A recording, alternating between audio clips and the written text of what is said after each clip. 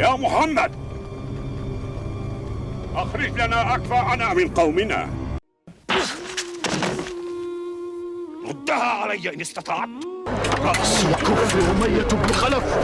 لنجوت إن نجا، لنجوت إن نجا.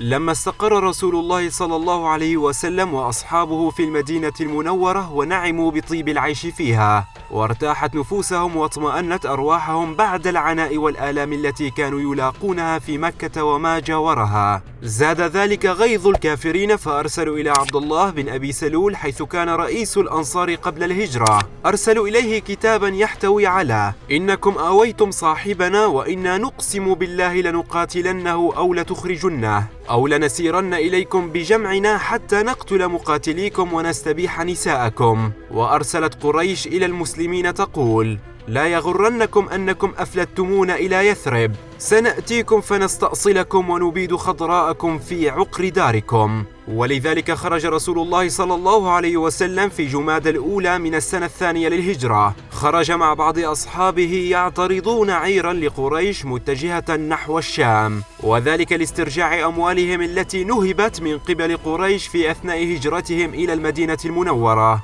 وقال صلى الله عليه وسلم لأصحابه: هذه عير قريش فيها أموالكم، فاخرجوا إليها لعل الله أن ينفلكموها. ولم يعزم على أحد بالخروج، فسار رسول الله صلى الله عليه وسلم بالجيش الذي يتكون من 314 رجلا فقط، وكان النبي وعلي ومرثد بن أبي مرثد يمتطون بعيرا واحدا. وعلم أبو سفيان بجواسيسه مسير عسكر المؤمنين، فأرسل ضمضم بن عمرو الغفاري إلى مكة، فصرخ ببطن الوادي واقفا على بعيره وقد جدع أنفه وشق قميصه وهو يقول: اللطيمة، الغوث، يا معشر قريش، أموالكم مع أبي سفيان قد عرض لها محمد في أصحابه، ولا أرى إلا أن تدركوها. الغوث. فتحفز الناس سراعا وتجمع نحو 1300 مقاتل، فتجمعوا في 100 فرس و600 درع وجمال كثيرة لا يعرف عددها، تجمعوا بقيادة أبي جهل بحدهم وحديدهم يحادون الله ويحادون رسوله. وقد أفلت أبو سفيان بالعير فسار باتجاه الساحل، وأرسل رسالة إلى جيش قريش وهم في الجحفة: إنكم خرجتم لتحرزوا عيركم ورجالكم وأموالكم، وقد نجاها الله فارجعوا. فهم الجيش بالرجوع، فعندها قام الطاغية الأشر أبو جهل فقال: والله لا نرجع حتى نرد بدرا، فنقيم بها 3 فننحر الجزور ونطعم الطعام ونسقي الخمر وتعزف لنا القيان، وتسمع بنا العرب وبمسيرنا وجمعنا فلا يزالون يهابوننا أبدا. لا والله لا نرجع حتى نرد بدرا. فعادت بني زهرة وكانوا حوالي 300 رجل، فسار الجيش من 1000 مقاتل حتى نزل قريبا من بدر بالعدوة القصوى، فاستشار النبي أصحابه فجمع الناس ووضعهم أمام الوضع الراهن، وقال: أشيروا علي أيها الناس، ورددها مرارا وتكرارا، وما زال يكررها عليهم، فيقوم الواحد تلو الآخر ويدلو بدلوه. فقام أبو بكر فقال: وأحسن، ثم قام عمر فقال: وأحسن، ثم قام المقداد بن عمرو فقال: يا رسول الله، امض لما أراك الله فنحن معك، والله لا نقول لك كما قالت بنو إسرائيل لموسى: فاذهب أنت وربك فقاتلا إنها هنا قاعدون، ولكن اذهب وربك فقاتلا إنا معكما مقاتلون، فوالذي بعثك بالحق لو سرت بنا إلى برك الغمام لجالدنا معك من دونه حتى تبلغه.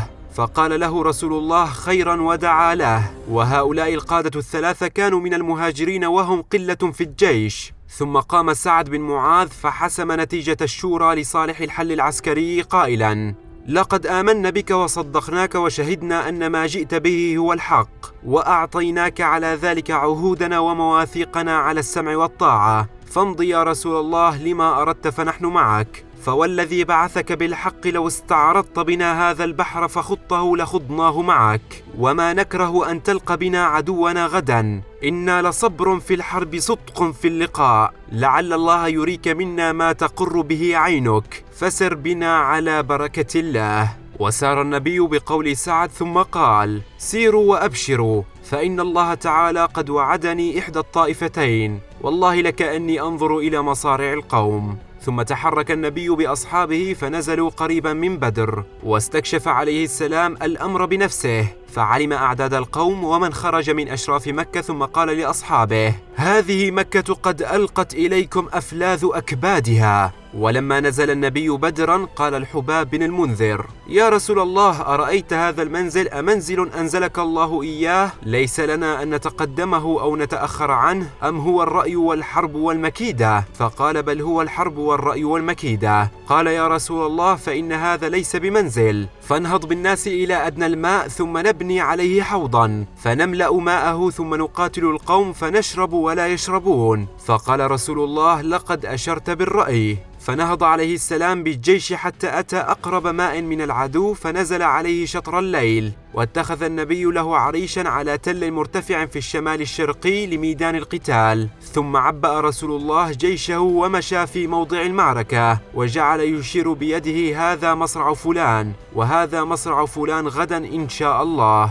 ثم بات عليه الصلاة والسلام يصلي إلى جذع شجرة، وبات المسلمون ليلهم بهدوء وسكينة، غمرت الثقة قلوبهم وأخذوا من الراحة قسطهم، يأملون أن يروا بشائر النصر بأعينهم غدا صباحا. أما جيش مكة المشرك فنزل صباحا على وادي بدر، ودار عمير بن وهب الجمحي على جيش المسلمين ينظر أعدادهم، ثم عاد إلى قومه وقال: 300 رجل، يزيدون قليلا أو ينقصون، ولكني قد رأيت يا معشر قريش البلايا تحمل المنايا، نواضح يثرب تحمل الموت الناقع، قوم ليس معهم منعة ولا ملجأ إلا سيوفهم، والله ما أرى أن يقتل رجل منهم حتى يقتل رجلا منكم، فإذا أصابوا منكم أعدادكم فما خير العيش بعد ذلك.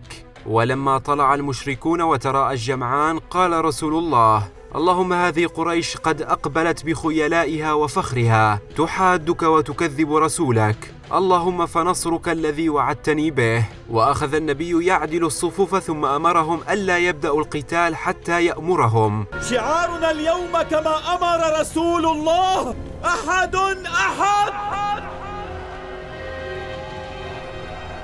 أحد أحد. وكان أول من أشعل القتال أن خرج من جيش المشركين الأسود بن عبد الأسد المخزومي، وقال: أعاهد الله لأشربن من حوضهم أو لأهدمنه أو لأموتن دونه. فخرج إليه حمزة رضي الله عنه فضربه ضربة قطع بها نصف ساقه، ثم ثنى عليه بضربة أخرى: اللهم اقطعنا للرحم وأتانا بما لا يعرف فأحنه اليوم. ثم خرج 3 من فرسان قريش، هما عتبة وشيبة ابن ربيعة والوليد بن عتبة، وطلبوا المبارزة، فخرج إليهم عوف ومعاذ ابن عفراء وعبد الله بن رواحة، فما ارتضوهم ونادوا: يا محمد، أخرج إلينا أكفاءنا من قومنا. فقال رسول الله: قم يا عبيد بن الحارث، قم يا حمزة، وقم يا علي. فأما حمزة وعلي فلم يمهلا خصمهما حتى قتلاه، وأما عبيدة وعتبة فتقاتلا حتى أدمى بعضهما، فكر علي وحمزة على عتبة فقتلاه، واحتملا عبيدة وقد قطعت رجله، ولم ينشب أن مات بعد ذلك ب5 أيام رحمه الله ورضي الله عنه. استشاط الكافرون غضبا لمقتل فرسانهم وقادتهم، فهجموا على المسلمين هجمة رجل واحد، ودارت رحى الحرب الطاحنة في أول صدام بين الحق والباطل، وبين جند الرحمن بقيادة الرسول صلى الله عليه وسلم، وجند الشيطان بقيادة فرعون الأمة أبو جهل، والرسول صلى الله عليه وسلم قائم يناشد ربه ويتضرع ويدعو ويبتهل، وبالغ صلى الله عليه وسلم في الابتهال حتى سقط رداؤه عن منكبيه، فرده عليه الصديق وقال: حسبك يا رسول الله، ألححت على ربك. وأغفى النبي إغفاءة ثم رفع رأسه وقال: أبشر يا أبا بكر، أتاك نصر الله، هذا جبريل آخذ بعنان فرسه يقوده، على ثناياه النقع، ثم خرج من باب العريش وهو يقول سيهزم الجمع ويولون الدبر، ثم أخذ حفنة من الحصباء فاستقبل بها قريشا وقال شاهت الوجوه، ورمى بها في وجوههم، فما من المشركين أحد إلا أصاب عينه ومنخاره وفمه من تلك القبضة، وما رميت إذ رميت ولكن الله رمى. وأمر عليه السلام بالهجوم وهو يقول والذي نفسي بيده لا يقاتلهم اليوم رجل فيقتل صابرا محتسبا مقبلا غير مدبر إلا أدخله الله الجنة. قوموا إلى جنة عرضها السماوات والأرض. والذي نفس محمد بيده لا يقاتلهم اليوم رجل فيقتل صابرا محتسبا مقبلا غير مدبر إلا أدخله الله الجنة. فقال عمير بخ بخ، وأخرج تمرات من قرنه فجعل يأكل منهن، ثم قال لئن أحياني الله حتى آكل تمرات هذه إنها لحياة طويلة، فرمى بها ثم قاتلهم حتى قتل. استمرت المعركة الهائلة والملائكة تقتل وتأسر من المشركين، والمسلمون يضربون أروع الأمثلة في الجهاد في سبيل الله والدفاع عن دينهم ورسولهم، حتى انتهت المعركة بفوز ساحق للمسلمين ب70 قتيلا و70 أسيرا، وانتهت بمصرع قادة الكفر من قريش. أحد أحد أحد أحد أحد أحد.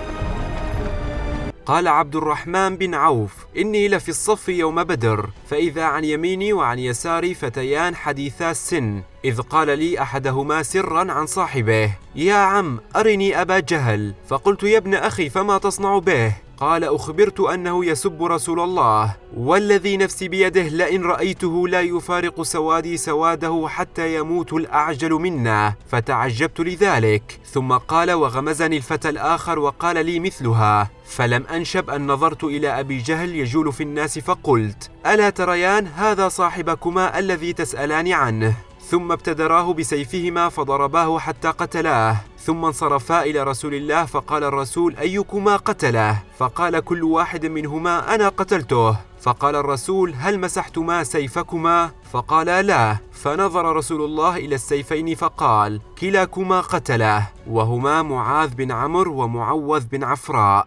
لقد قتل في بدر رؤساء الكفر وأئمة الشرك، وقطع الله تعالى دابرهم وشفى صدور المؤمنين منهم، وعذاب الآخرة أشد وأبقى. وكانت هذه الموقعة العظيمة في 17 من شهر رمضان من العام الثاني للهجرة، ونزل خبر هزيمة المشركين في غزوة بدر كالصاعقة على أهل مكة، حتى إنهم منعوا النياحة على القتلى لئلا يشمت بهم المسلمون. فحين جاءت البشرى لأهل المدينة فعمتها البهجة والسرور، واهتزت أرجاؤها تهليلا وتكبيرا، وكان فتحا مبينا ويوما فرق الله به بين الحق والباطل.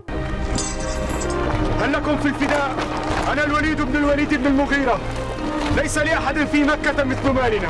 أما الأسرى فقد أخذ الرسول صلى الله عليه وسلم 4000 درهم عن كل أسير امتثالا لمشورة أبي بكر. أما من كان لا يملك الفداء فقد أعطي 10 من غلمان المسلمين يعلموهم القراءة والكتابة. ثم ارتحل صلى الله عليه وسلم وجيشه مؤيدا منصورا قرير العين بنصر الله له، ومعه الأسرى والمغانم. فلما كان بالصفراء قسم الغنائم وضرب عنق النضر بن الحارث بن كلدة، ثم ضرب عنق عقبة بن أبي معيط. ودخل النبي المدينة مؤيدا مظفرا منصورا قد خافه كل عدو له. ولقد أسلم بشر كثير من أهل المدينة، وعندها دخل المنافق عبد الله بن أبي سلول وأصحابه في الإسلام ظاهرا. وهكذا ستظل غزوة بدر الكبرى معلما عريقا ودستورا منيرا للدعاة والمصلحين والمجاهدين في معاركهم مع الباطل. ستظل الدرس الأكبر في انتصار الفئة القليلة على الفئة الكثيرة بإذن الله، والله مع الصابرين.